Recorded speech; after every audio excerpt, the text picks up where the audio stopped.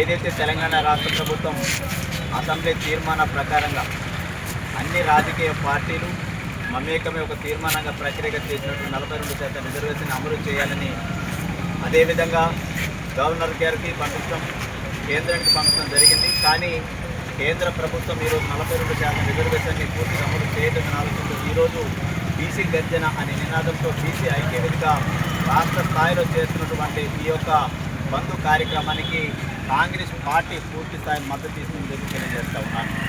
ఏదైతే ఆనాడు ఎన్నికల ముందు ఇచ్చినటువంటి హామీ మేరకు ఏదైతే రాహుల్ గాంధీ గారు తెలంగాణలో మొదటిసారిగా బీసీ కులగణన చేస్తాం, 42% రిజర్వేషన్ మాట ప్రకారంగా ఈరోజు కాంగ్రెస్ పార్టీ ఇచ్చినటువంటి మాట ప్రకారంగా ప్రభుత్వం ఏర్పడిన తదనంతరమే పూర్తి స్థాయిలో 45 రోజుల పాటు గ్రామాన ఇంటింటికి ప్రత్యేకంగా కులగణన చేయడం జరిగింది.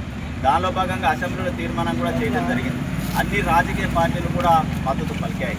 కానీ ఈరోజు ఏదైతే 42% రిజర్వేషన్ని స్థానిక సంస్థల ఎలక్షన్లలో ఎన్నికలలో పోటీగా నిలబెడతాం చేస్తామన్న మాట ఇచ్చిన కానీ ఈరోజు కేంద్ర ప్రభుత్వం ఎట్టి పరిస్థితుల్లో కూడా అమలు కాదనే ఆలోచనతో ఈరోజు నిర్ఘాంటంగా ఈరోజు చెప్పే పరిస్థితి మనం చూస్తూ ఉన్నాం. రాష్ట్రంలో బీజేపీ నాయకత్వం ఎక్కడైతే ఏదైతే ఉందో ఇక్కడ అలాయని మా మద్దతుని తెలుపుతూ ఉన్నారు. కానీ రాష్ట్ర స్థాయిలో చేస్తున్న మీ నాయకత్వం మరి జాతీయ స్థాయిలో ఎందుకు లేదు? కేంద్ర ప్రభుత్వానికి మోడీ దగ్గరికి మీరు ఎందుకు తీసుకెళ్ళట్లేదు? ఇక్కడైతే మాత్రానికి మేము మద్దతు ఇస్తాం కానీ మరి గొప్ప ఆర్భాటంగా చేస్తూ ఉన్నారు. కానీ కేంద్ర స్థాయిలో మీరు ఎందుకు తీసుకెళ్ళట్లేదు? కాబట్టి ఈరోజు అన్ని రాజకీయ పార్టీలు మద్దతు తెలపాలని, అదేవిధంగా కాంగ్రెస్ పార్టీ పక్షాన మేము పార్టీ పక్షాన పూర్తి స్థాయిలో బీసీ ఏదైతే 42% రిజర్వేషన్ ఉందో పూర్తి స్థాయి మద్దతుని ఈరోజు రాష్ట్ర అధ్యక్షులు వారి ఆదేశాల మేరకు ఈరోజు మేము మద్దతు ఇస్తా ఉన్నాం.